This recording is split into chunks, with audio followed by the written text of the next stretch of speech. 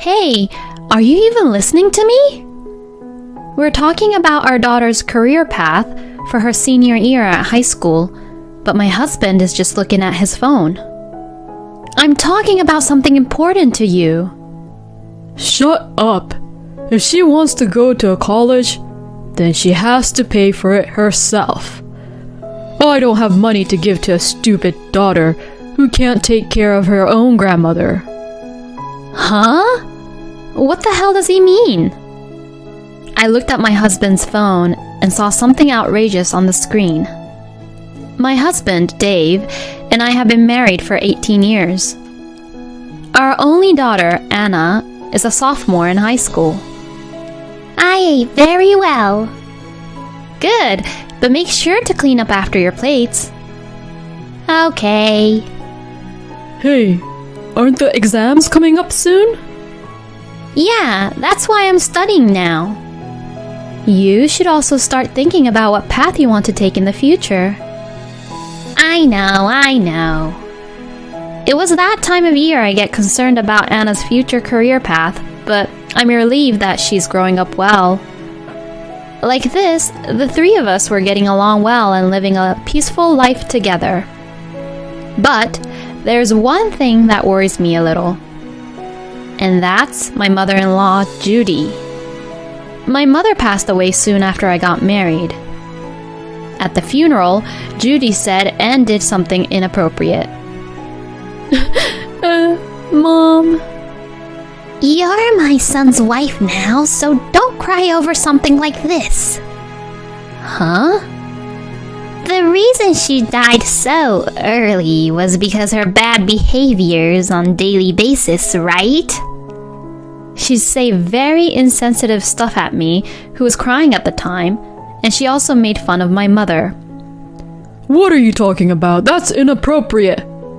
If you're going to talk like that, then get out. What? My husband, Dave, was furious with Judy, while I was too stunned to speak back. Since then, I haven't had any contact with Dave's side of the family and haven't seen my parents-in-law. Judy's attitude was horrible, but I feel like my anger faded over time. It's not like we have completely cut ties, and I wonder if it's okay for us to continue not interacting with them. They are grandparents to my daughter after all. That's what I think about sometimes. And then, I received the news that my father-in-law had passed away. Since he was my husband's father, we attended the funeral. Honey. Judy was in tears at the funeral. Judy, whom I hadn't seen in a long time, looked weaker and smaller. I guess she's grieving from the bottom of her heart over the loss of her loved one. Few days later, Dave was staying at the parents-in-law's house for the funeral and inheritance procedures. When he returned home after his short stay at his parents' house, he proposed to move in with Judy to me. My mother is the only one living in their house now, and she seems to be very depressed. I see. I pictured Judy crying alone. With my father-in-law gone, she must be feeling very lonely. I can understand why Dave was worried for Judy. I was thinking that we could move in with her. Please? Yeah, okay. I agreed to live with Judy in the end. So, we moved into my parents-in-law's house. But, once we started to live together, I look forward to living with you, Judy. You haven't done anything great as a wife until now, so you should work hard to make up for it. What? Now make me a tea quickly. Can't you see me being depressed here? You should be more considerate. How dare Judy take it out on me? I decided to move in with Judy because I thought she was lonely, but what is with her attitude? And Dave and I both work, but he leaves all the house chores to me. Hey, is dinner ready yet? I just got home from work. You're such a bad wife, ignoring what you need to do in the house when you're a wife. I'm really disappointed in you. Ugh. Why does she always complain about me so much? And now, Judy began to blame Anna too. Hey, please go fold the laundry. But I'm studying right now. What a charmless girl you are, just like your own mother. What? You can't even obey to your elders. Girls are supposed to help around the house instead of studying. Huh? You're really annoying. Anna was at her adolescence, so she became rebellious towards Judy. Studying is useless. Doing the house chores are much more useful. You're freaking annoying. My goodness, she's such a useless child, isn't she? The relationship between Judy and Anna was getting worse. It came to the point where I was regretting why we were living with her and wondered why I had agreed to live with her. Dave, on the other hand, was gradually being brainwashed by Judy. I'm home. Welcome home, honey. Come on, let's get your bag and jacket over here. You should sit and relax here. Oh, thanks. It's actually the wife's job to serve her own husband. I'd like to teach Clara all the things I would do as a wife, but it's hard to even do that when she's not motivated about it and doesn't take me serious. Really? When Judy lies and cries, Dave defends her and doesn't listen to what Anna and I had to say. Clara and Anna is always harassing me. Please do something about it, sweetie. You're disgusting, harassing my own mother. I've never harassed her, ever. She always crumples up my laundry, and it's just terrible what she does to me. I've never done that before. Rather, she's the one who complains and harasses me all the time. How dare you talk like that? You're not being a good wife at all. No, grandmother's lying, and all you do is take her side. Stop butting in. It's all thanks to me that you can live your life like right now. You do know that, right? Believing in Judy's lies, Dave began to swear at me and our daughter. While this frequently happened, Anna became a senior in high school. And on the day of a parent-teacher conference at our daughter's school, I attended every parent-teacher conferences and I always told Dave about it. And this time again, we were talking in the living room after dinner, but Anna is thinking about going to college too. Yeah, I narrowed it down to a few places that have the department of my choice. Her teacher said that if it's this college that she wants to go to... Hey, are you even listening to me? Dave wasn't saying anything and was just looking at his phone. He didn't seem like he was listening to me, and he didn't even look interested, which was the same as how he was last year. I'm talking about something important to you. Shut up. If she wants to go to a college, then she has to pay it for herself. I don't have money to give to a stupid daughter who can't take care of her own grandmother. Huh? I rolled my eyes at Dave, who said this in an annoyed tone. What on earth is he even saying? Huh? What do you mean, stupid? I don't have any money of my own, and you're being so irresponsible, Dad. You have some nerve to only depend on me when you need money. You have a thick skin just like your mother. I wonder how your mother educated you like that. What? When my daughter argued back to Dave, he got really angry. Then, Judy interrupted and joined Dave to argue back. If the mother is not good enough, then the daughter will not be good enough either.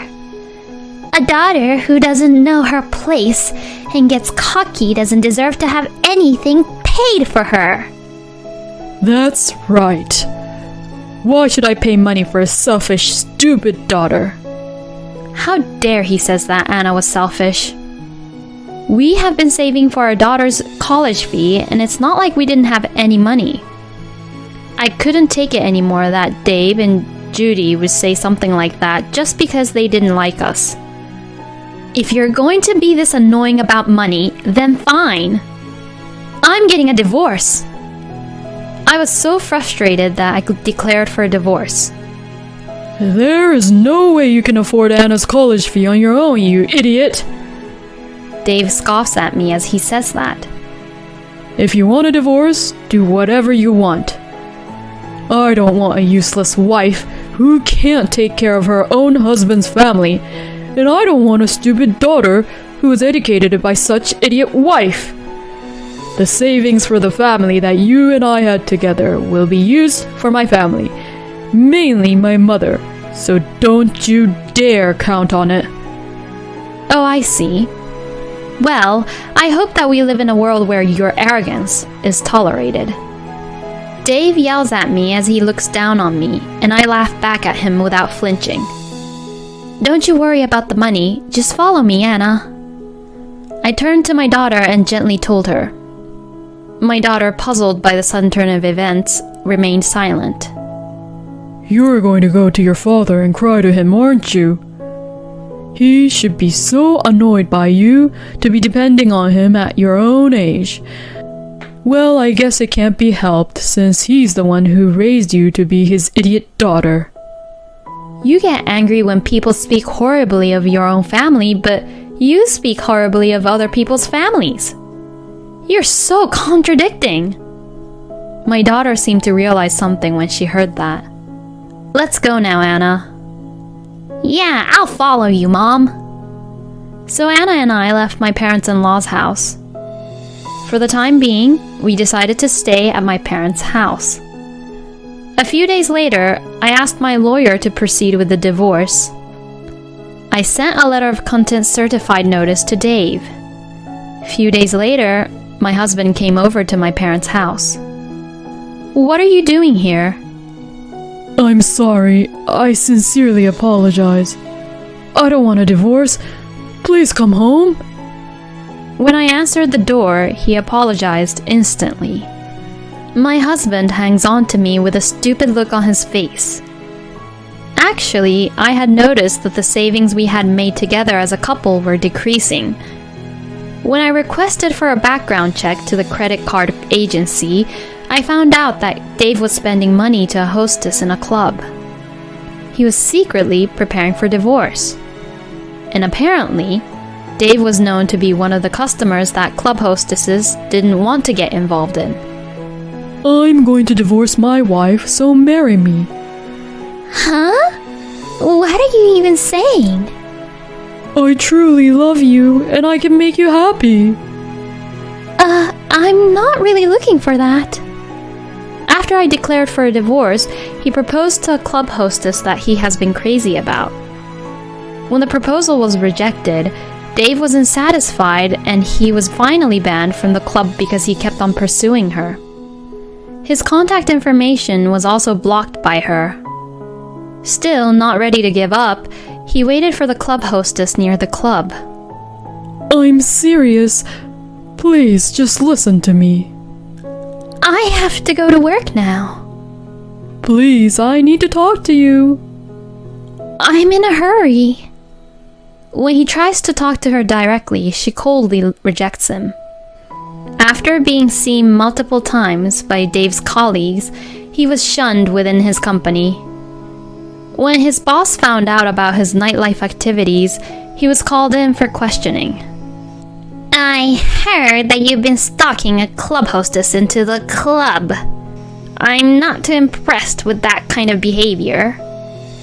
I'm serious about our relationship, and I'm thinking about marrying her. I really love her. I understand your feelings, but I'm not sure if she has the same intention as you. If I get to talk to her properly, then she will understand.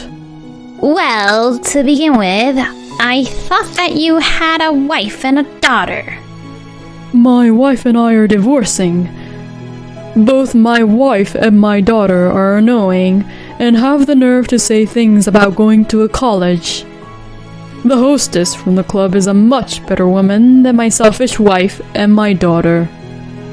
What? Now, wait a minute. Dave explained to his boss about the details of the events leading up to the divorce and was astonished at Dave's shallow arguments. What the hell are you thinking? As a husband, you ought to consider your own wife's position. No, but my mother... Did you even listen to your wife properly? You only listen to what your mother has to say, but if you're the husband, you should listen to what the wife has to say too. Besides, you don't take your daughter's college talk seriously, but you're into another woman. How dare you think that what you're doing is good enough as a father? You better cool your head. Yes, sir. Dave was shaken up when his boss confronted him in a stern tone. Then, Dave was demoted and given a pay cut by his boss. I sent him a letter of contempt certified notice demanding a divorce and custody of Anna. And I demanded a division of property and the money he had spent on the club for alimony.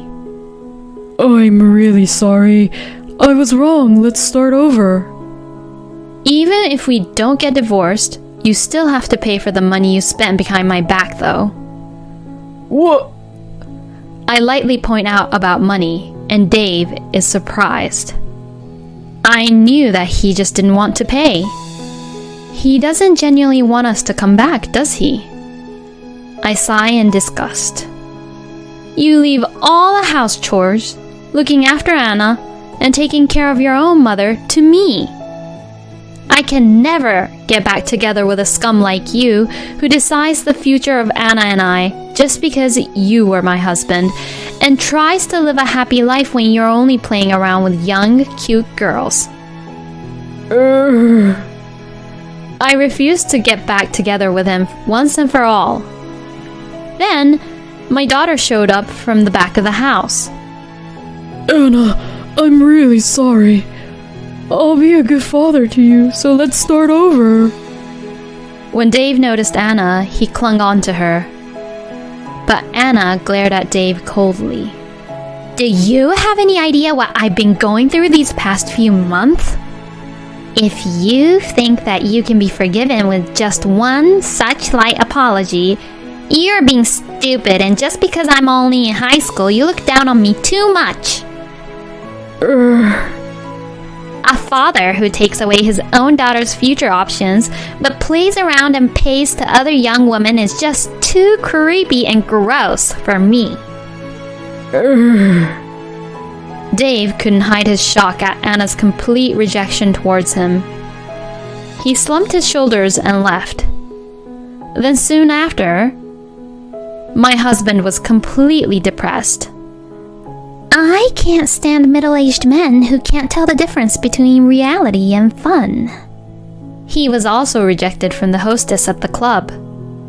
Eventually, Dave gave up trying to get back with me and finally proceeded to pay the fees I had claimed him. The money he spent on the club and the alimony was covered by the money from my ex-father-in-law's inheritance, but that wasn't enough, so the rest was paid in installments. The monthly alimony and child support payments are difficult for Dave, who had a pay cut at work. After the divorce, Judy visited me once at my parents' house. You have made my life difficult. I forgive you, so you should forgive my son too and come back home. Judy blamed me at the front door and screamed at me. I'm so fed up with my selfish mother-in-law who is always looking down on me. I called Dave and he rushed over to pick Judy up. Mom, what are you doing? I'm telling your stubborn wife to get her act together. I'm not his wife anymore. I have a record of what you've been saying to me when we lived together, so I can file a claim for alimony if that's what you want. Are you even listening to what you're saying to me? Huh? How dare you talk to me like that? Judy got angry at me as I spoke calmly, but... That's enough. You're putting me in a bad position, Mother. Dave lost his temper to his own mother. Dave got so angry that he put Judy in an institution. With the alimony and child support payments and the payment for the facility, my ex-husband's life has become quite tight. Another tough month. He has to do all the house chores by himself, and he's living a lonely life on his own now. My daughter and I are spending peaceful days at my parents' house. She's doing her best to pass the entrance exam for college, despite everything that had happened. Here you go, your dinner. Why don't you take a break? Thanks, I was actually just getting a little hungry now. I'll eat now. You're working hard, but don't push yourself too much. I'm my mother's daughter, and you don't have any good luck with men, so I'm going to do my very best and become an independent woman who can live on her own without depending on a man. Oh, I see. I laughed at her jokingly. But if my daughter is working hard to follow the path she has chosen, I'll do my best to support her. And I want her to be truly happy, more than anything else.